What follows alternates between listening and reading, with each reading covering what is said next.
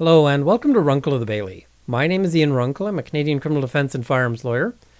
Today I want to talk a little bit more about bear spray and dog spray, and in particular I want to talk about the Pest Control Products Act, because I've got some questions about this and they're perfectly reasonable questions. People want to know about this because often when you go and buy a can of bear spray, what they'll tell you is they'll give you a little sheet of paper that warns you. They might ask you to sign one that acknowledges that these are regulated products under the Pest Control Products Act. Some of these are phrased in fairly threatening language that threatens all sorts of nasty consequences. So let's have a look at what we're talking about here. The section that really is going to apply is, and again, this is the Pest Control Products Act, Section 6, subsection 5. So misuse of pest control products. It states, no person shall handle, store, transport, use, or dispose of a pest control product in a way that is inconsistent with the regulations, or, if the product is registered, the directions on the label recorded in the register subject to the regulations. Okay, now you might be wondering, how do I know if this is a registered product or not? Because that matters here. But if we look at Section 6, subsection 1, it notes, no person shall manufacture, possess, handle, store, transport, import, distribute, or use a pest control product that is not registered under this act, except under some narrow exceptions. So basically, if it's a pest control product and you're buying it at a store, it is almost certainly a registered pest control product. So we can infer from that we've got a registered pest control product? Maybe. Next we should ask, is this actually a pest control product? Because that's worth asking. Let's have a look at the definitions. So pest control product means a product, an organism, or a substance, including a product or an organism or a substance derived through biotechnology that consists of its active ingredient, formulants, and contaminants, and that is manufactured, represented, distributed, or used as a means for directly or indirectly controlling, destroying, attracting, or repelling a pest, or for mitigating or preventing its injurious, noxious, or troublesome effects. And B, an active ingredient that is used to manufacture anything described in paragraph A. And C, any other thing that they have regulations that tell us is a pest control product. Now, on its face, this language seems very broad, because the thing that immediately leaps to my mind is, what about a shotgun? You know, if I'm shooting at sparrows, am I, controlling a pest here? This, I would suggest, is probably not the reading that the courts would go with. And the reason why is because when they talk about, a product, an organism, or a substance, they talk about it having active ingredients, formulants, and contaminants, what they're really talking about is chemicals. They're talking about things like, stuff that you spray, and not in terms of spraying lead. Further, when we think about organisms, they're talking about things like perhaps fungus. Some pesticides might consist of like a fungus or some bacterium that you spray that might selectively kill certain pests. It can also potentially be other insects. Now, let's also stop and think, what is a pest? Because, this is for bears. Are bears a pest? So pest means an animal, a plant, or other organism that is injurious, noxious, or troublesome, whether directly or indirectly, and an injurious, noxious, or troublesome condition or organic function of an animal, a plant, or other organism. So when we think about a bear would be an animal, and if that bear is choosing to gnaw on my face, that would definitely be both injurious and troublesome. I would be very much troubled if a bear was eating my face. I would say that would count as directly injurious, so we don't need to worry about indirectly. So yeah, a bear can be a pest. A dog can be a pest. I don't think that animal in this context would include a human, though. So this appears to be a pest control product. All right. Now let's have a look at the penalties for what happens if you misuse a pest control product, because it's always worth knowing sort of how much damage you're potentially looking at. So Section 6, subsection 9 tells us a person who contravenes any provision of this section is guilty of an offense and liable on summary conviction. So that's the less serious.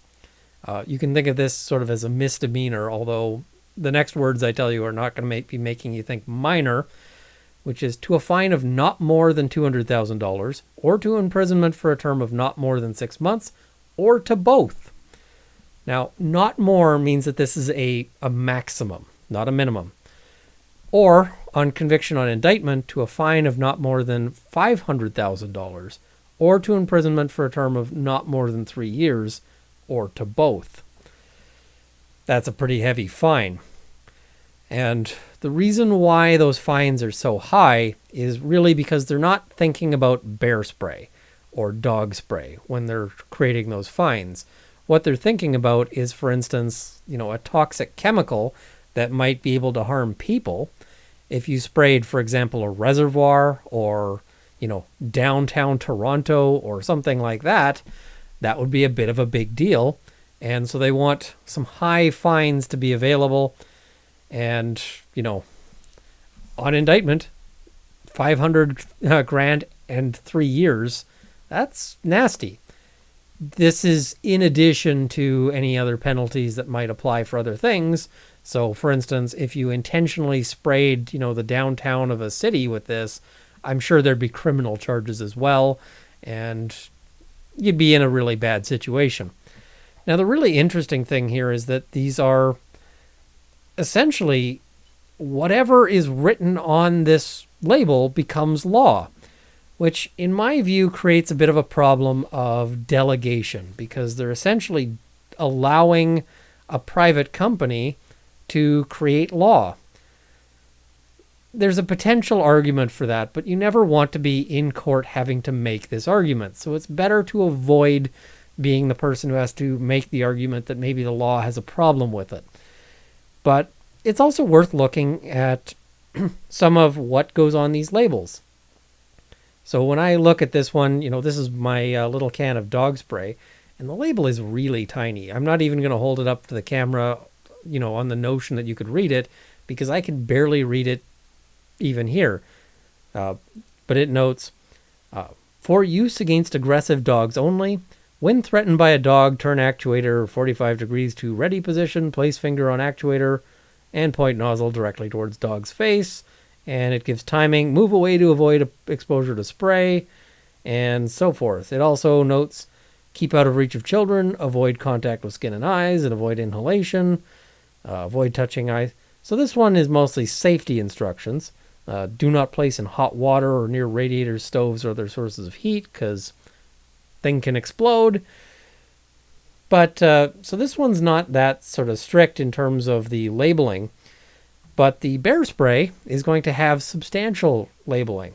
So this one says, notice to user, this pest control product is to be used only in accordance with the directions on the label.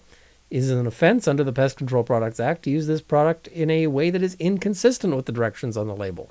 So the sections of the law that I was just talking about. Nature of restrictions. So this is where they're telling me what I can't do.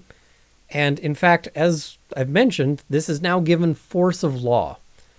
So for use by authorized customers, where the vendor maintains a record of sales, including the name and address of the purchaser, amount purchased, together with a signed notice to purchaser. It's hard to see why that's required, but again, they're saying that this is for use by authorized customers only. So if I, who bought this, gives this to my wife, am I now potentially in violation? Maybe that's a problem. Saber Wild Max Bear Attack Deterrent is designed to be used in wilderness applications to help defend individuals needing assistance when confronted by bears. This product is for spraying the face of aggressive bears only and is not to be used against domestic animals or human beings. Now, so this becomes a bit of a problem because they note, for spraying the face of aggressive bears only. What happens if I get some on the bear's neck? What happens if, they've said in wilderness areas, but what happens if, by some unusual circumstance, a bear happens to show up in downtown Edmonton and I spray a bear with it in downtown Edmonton? an aggressive bear, it wants to eat my face, and I spray it in downtown Edmonton. Am I now in violation? This seems like a bit of a problem to me because essentially there could be all sorts of crazy stuff on this regulation. Some of this makes no sense. So this is a bit of a problem. Now, one of the things I thought of when I start thinking of, wait a minute, we've got this weird legislation. It does weird things. And, so I thought, how many people have actually gotten in trouble for this? And I did some case law searches, and I could not find a single case where this was where they actually charged somebody for the use of bear spray or dog spray or other pepper-related spray under the Pest Control Products Act. So they could.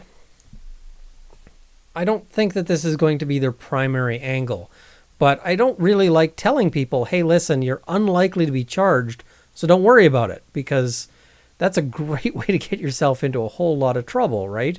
If you say, oh, well, I'm sure it'll work out fine, they're not going to charge me, well, you could always be the first. So I don't terribly like this particular law. I don't like how it's phrased. I don't like how it's written.